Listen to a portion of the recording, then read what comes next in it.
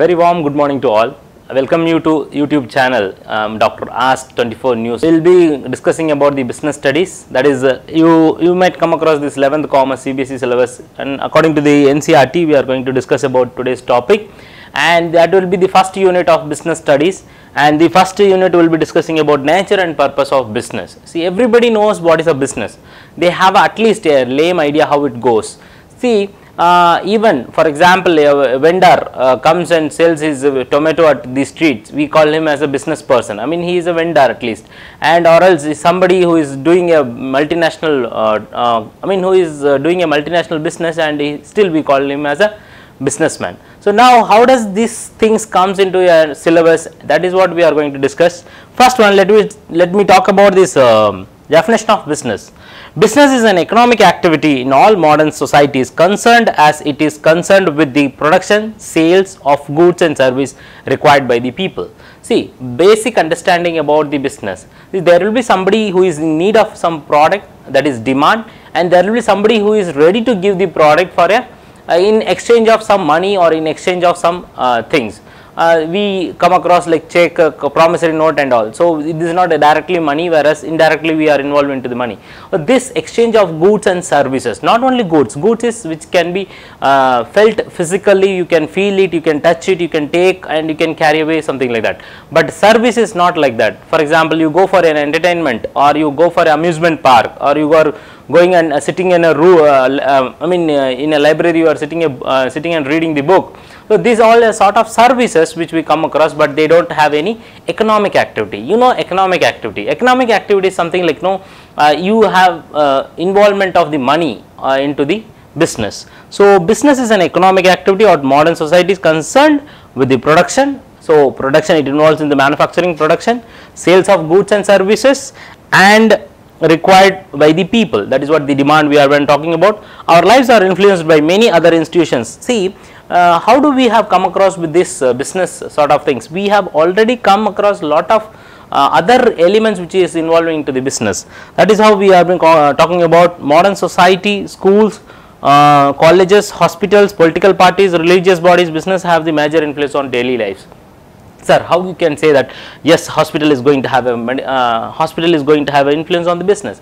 See, we have come across, for example, there is a diabetic patient, and you know something, India is the highest number of diabetic patients which we have, and Tamil Nadu is the number one in diabetic patients. So, this ratio, whereas, so that has a greater influence on the business. The one who manufacture insulin or one who manufacture medicines regarding the diabetes may have a good potential market in India when you compare to other countries. So, even you can take any sort of things, even colleges, political parties. Yes, political, of course they have.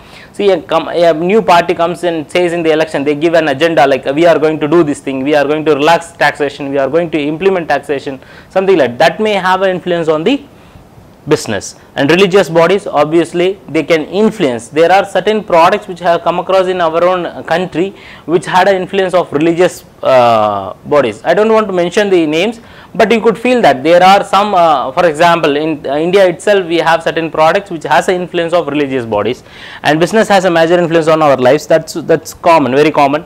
And this particular chapter is being divided into two parts, that is section 1 and section 2. Section 1 will be talking about the historical or the evolution point of business. So, that is what the archaeological evidences which we have come across. See, try to understand something. We have to understand the physical environment of physical attire which has been available for India.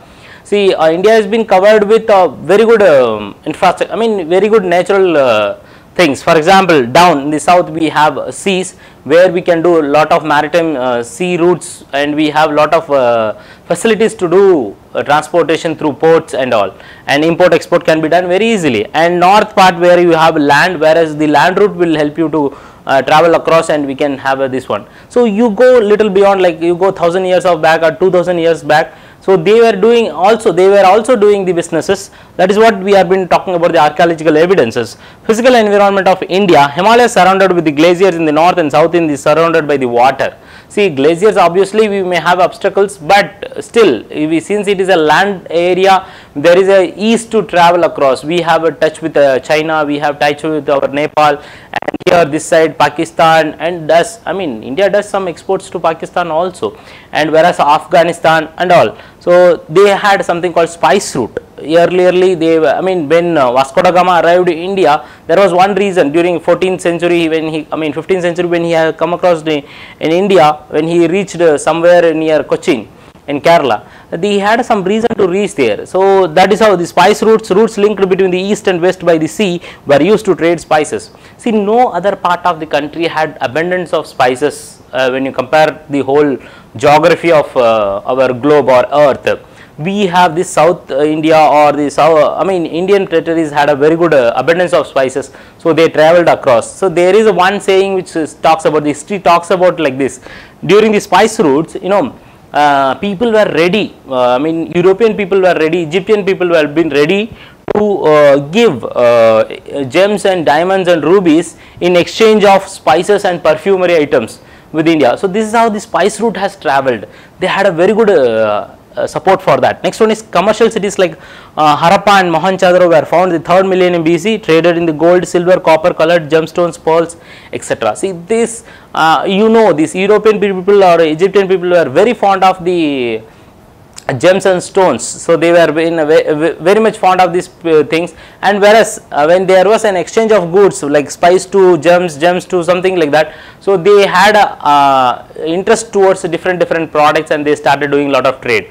So here there is another person who is arriving as an intermediary, and he is also taking the benefit out of it. No, Chinese people has got this knowledge about what is available in India and what is available in Egypt. They started doing the trade and the exchange. So that's how we have come across something called a silk route, and India was very famous for silk, and the people like European or Egyptians, they were very fond of wearing silk cloths sort of things. Next one is diverse types of coins and ways practices. See, at one point after this having this type of things, they started having evolution of a different, other than like a barter system has evaluated, I mean that has been gone, and next they have come across with the metallic era. This metallic era is something like, you know, the people who had the metals, they had a common understanding about the value of the product, and they started doing in a different way. The transaction was been done in a different way, that they started giving this coins or silvers, gold sort of coins as a means of trade. They started exchanging this using that particular coin, and it was widely accepted. That is one sort of evolution area which we have come across in the business in our history.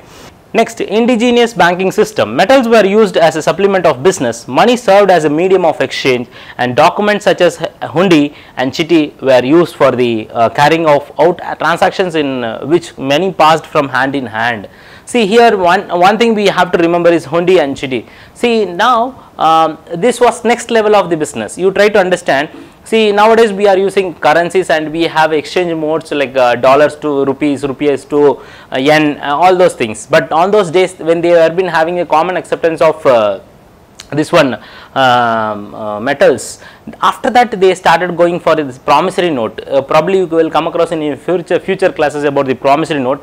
You have something called check. The check, for example, I am giving a check to someone, that means that is an assurance or a document which a bond which has been assuring that I am going to pay him a money of sum of money. So this is how it started working. The hundi system is also similar to that, whereas they had some documentation process, and they will be giving it as exchange of things. So until and unless my product reaches, or after reaching the product, if he is delaying the payment, during that time, in order to give this assurance to that vendor or supplier, they were in need of some document which will be accepted by all. That is how we call it as hundi. Next one is warrant, the payment of money, the promise order, or which is unconditional, so it does not have any conditions. So nowadays we have this letter of credit system in our own export and import system, whereas for example when you wanted to export something to the other country, and the country some other country, for example I am exporting here from here to USA, and the USA, the person who is going to receive my product, he is giving an order. This order copy I am going to take it to Exim Bank,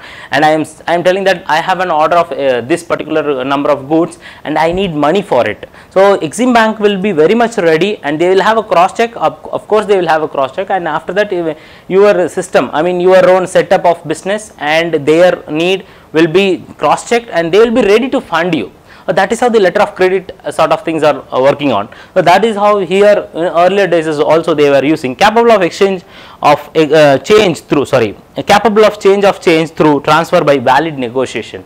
And next one we are going to talk about the Hindi. We have spoken again. Next one is intermediaries. These intermediaries, some middlemen who is arriving. That's what during introduction I was talking about the Chinese people, Silk Route. These people started trading from our country to other country and from there to here. So that is how they started having the interest of businesses. These people had started taking the risk of transportation or taking the goods with a minimum exchange of, this how the intermediaries come to the business. Next one is transport. Transport is very important thing of any sort of business. See now we have come across with the globalization era. In any part of this world you can get any product and it will be delivered within 10 days or 15 days, depends upon the product. So that is how the transport has developed now, but you just imagine 1000 years back how they were been trading, how they were been doing these things. So they don't know the sea route exactly, but they were having some idea and they started traveling and they started collecting the information. All those things happened due to the transport. So that is so important when you come across. This is just an introduction about this particular unit. Next, coming to the context, this is a very important area. When you don't have the basic understanding about this one business, and of course you will miss your marks. Next we will go for the economic and non-economic activities. First we need to understand what is economic activity. Those activities who have the objective to earn money and create wealth.